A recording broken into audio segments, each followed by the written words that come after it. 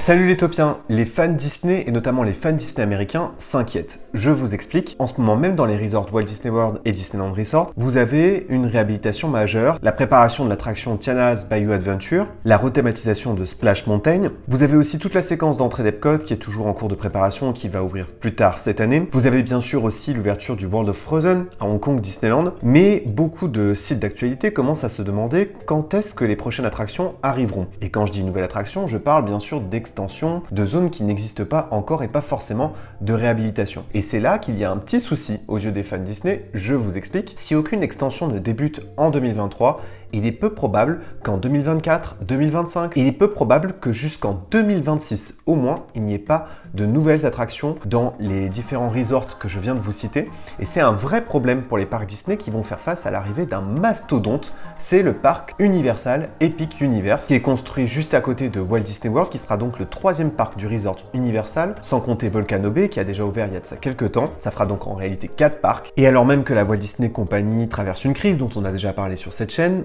tout le monde s'interroge et tout le monde se demande pourquoi les parcs Disney n'ont plus d'ambition et pourquoi aucune extension n'est pour l'instant annoncée.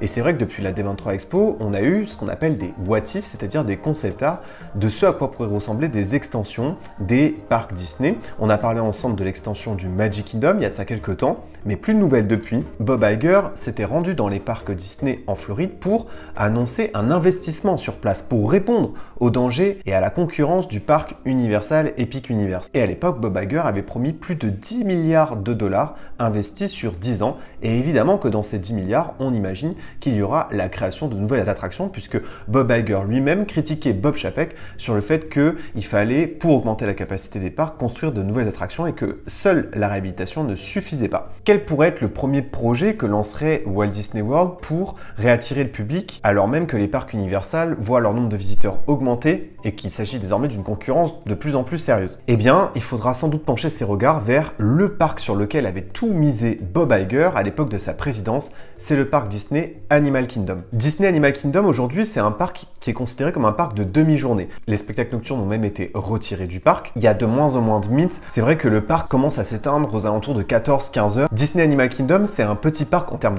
de propositions d'attractions et de divertissement, mais c'est pourtant un parc qui a connu une extension majeure qui a révolutionné l'industrie de l'entertainment et des parcs de loisirs. C'était bien sûr l'ouverture de la zone World of Pandora. Une zone qui a désormais plus de 5 ans. Et oui, le temps passe vite. C'est une de mes zones préférées et c'est là où se niche mon attraction préférée, Flight of Passage, qui est un flying theater un peu sous stéroïdes. Et puis, à Disney Animal Kingdom, vous avez d'autres zones, comme la zone africaine. Vous avez Discovery Island, sur laquelle se situe le Tree of Life. Vous avez la zone asiatique, qui comprend l'attraction de Forbidden Mountain, Expédition Everest. Vous avez des zones aussi un peu méconnues, un peu abandonnées, comme Rafiki's Planet Watch. Et puis, vous avez une zone qui est de moins en moins populaire à Disney Animal Kingdom, c'est la zone qui s'appelle Dinoland USA. Une zone qui m'a toujours paru assez absurde dans les parcs Disney, parce qu'une partie de la zone est plutôt bien thématisée, intégrée, l'attraction est plutôt fun, et puis vous avez tout le reste de la zone qui est une espèce de reproduction cheap de parc d'attraction.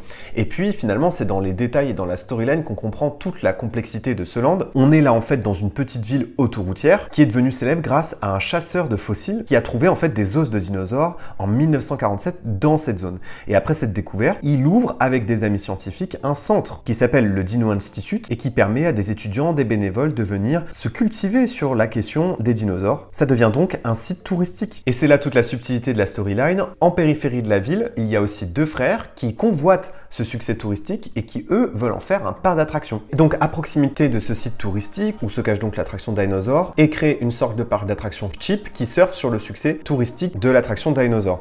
C'est une sorte de parodie de ce qui se passe à peu près tout le temps aux États-Unis. Dès qu'il y a un site touristique important, se montent en périphérique du site touristique des espèces de parcs d'attractions hyper cheap. C'est le cas d'ailleurs à Walt Disney World. C'est la célébration du cheap, en fait. L'attraction Dinosaur, à l'origine, elle s'appelait Countdown to Extension. Et puis, quelques années plus tard, a été décidé de rajouter la licence Dinosaur dessus pour réattirer le public dans cette attraction. Elle a ouvert en avril 98. Il s'agit d'un parcours scénique en ce qu'on appelle véhicules à mouvement renforcé. Donc, ces véhicules qui font des virages serrés, des accélérations, qui sont rattachés à un rail au sol. Disney a une autre attraction très populaire comme celle-là, qui est évidemment l'attraction Indiana Jones Adventure, qu'on a failli avoir à Disneyland Paris et qui existe à Disneyland Resort. Et bien, cette zone-là, dont je vous parle depuis tout à l'heure, est une zone qui pourrait bientôt disparaître pour être entièrement réhabilitée pour accueillir 2 licences majeures. La première, ce serait Zootopie, et c'est logique puisqu'on est dans le parc Disney Animal Kingdom, donc il faut se reconnecter avec les animaux, mais vous verrez aussi que c'est un peu contradictoire par rapport à l'esprit d'origine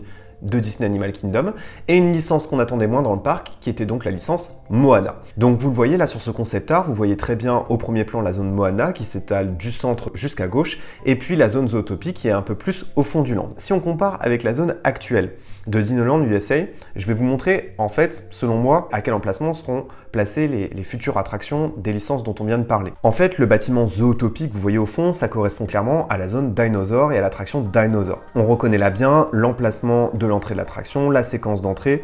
J'ai l'impression vraiment qu'ils vont conserver d'ailleurs même le show building, et donc on va ensemble parler des théories juste après. L'endroit où vous apercevez un splash sur l'univers de Moana, c'était toute la zone qui s'appelait Primeval World. Au centre, vous avez un flight ride aussi sur l'univers de Moana, et bien là, c'est le Triceratops Spin. Et puis, à droite, vous avez le fameux restaurant d'un pêcheur qui a transformé ça en site touristique lui aussi, profitant de l'engouement de Dinosaur. Et donc là, à cet endroit-là, c'est là où il y avait avant le restaurant Tosaurus. On reconnaît là bien en fait la zone, il s'agit d'une réhabilitation et de l'utilisation d'espaces déjà existants. J'ai l'impression que le plus gros des travaux finalement, ce sera plutôt sur la gauche, puisque à gauche, ce n'est pas une attraction aquatique à l'heure actuelle, c'est pas une zone particulièrement thématisée, donc là pour le coup, il faudra tout détruire pour reconstruire.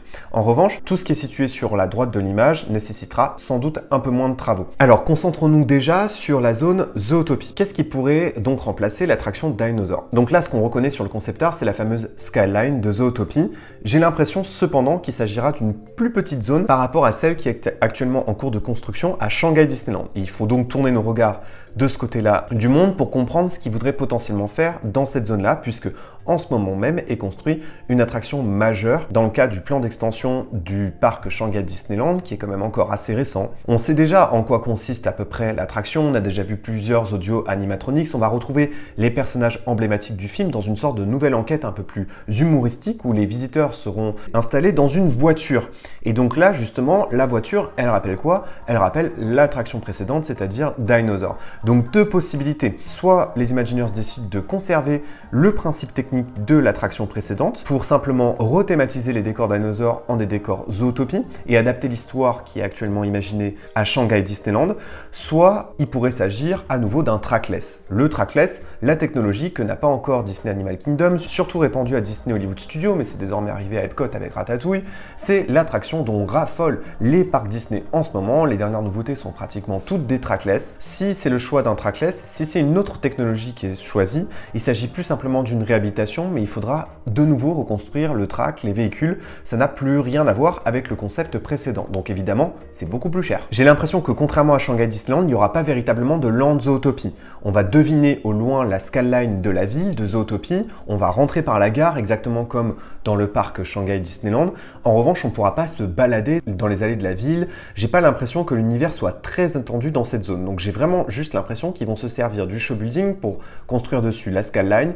Vous entrez dans l'attraction et point barre. En revanche, et c'est ce dont on va parler là maintenant, pour ce qui est de Moana, là, il s'agit d'une zone beaucoup plus thématisée, beaucoup plus immersive. Mais d'abord, concentrons-nous sur ce choix. Pourquoi le choix de Moana? C'est vrai que moi, je m'interroge puisqu'il y a une nouveauté sur cet univers qui va bientôt ouvrir en fin d'année à Epcot. Ce parcours scénique à pied à Epcot est censé sensibiliser sur les éléments, la nature, reconnecter les visiteurs avec la nature. Et c'est à peu près le même concept qui est décrit là par Josh D'Amaro au moment où il a annoncé cette zone. Par ailleurs, l'univers de Moana n'est pas forcément un univers très centré sur les animaux, c'est surtout une célébration de la culture polynésienne. Sur l'exploration, le voyage, c'est quand même une aventure essentiellement humaine. Alors bien sûr, il y a les éléments, il y a la nature, et le parc Disney Animal Kingdom est censé explorer la relation entre l'homme et la nature, et souvent, Animal Kingdom se concentre sur des zones tellement reculées, tellement difficiles d'accès pour l'homme qu'on devine sa présence, mais on sent qu'il n'a pas forcément résisté aux éléments. Donc en fait, oui, d'un point de vue thématique, ça se prête très bien au décor de Disney Animal Kingdom, mais en termes de message par rapport à la licence, je comprends pas bien le lien. Et donc vous voyez qu'à gauche du concept art serait construit un splash un tout premier splash sur l'univers de Moana. Il semble d'ailleurs avoir un show building, donc il semble y avoir en fait une sorte de dark ride associée à ce splash, un peu comme Splash Mountain. On reconnaît là d'ailleurs les embarcations des explorateurs et donc vraisemblablement les visiteurs vont pouvoir, à mon avis, reproduire une sorte de voyage au cœur de la Polynésie. Pour rappel, c'est vrai qu'il n'y a qu'une seule attraction aquatique à Disney Animal Kingdom, c'est Kali Rivers Rapid. De manière générale, il n'y a pas assez d'attractions aquatiques dans les parcs Disney, même américains.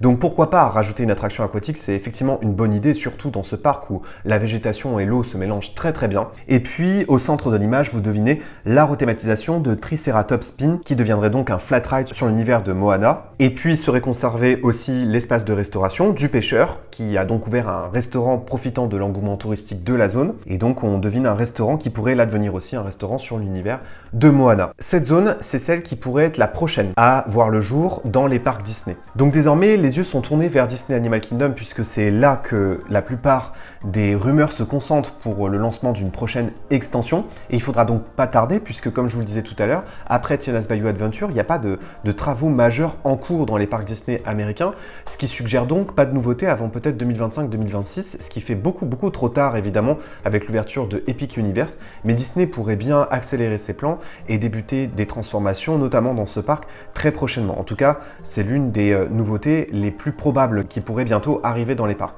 En tout cas, j'ai hâte d'avoir votre avis sur cette réhabilitation. Est-ce que vous étiez des fans de Disneyland? Pas tellement moi, hein, j'avoue, mais j'ai besoin d'être un peu plus convaincu par de futurs concept art et les concepts de l'attraction. D'ici que tout ça ouvre, n'oubliez pas que vos rêves sont éternels. Bye!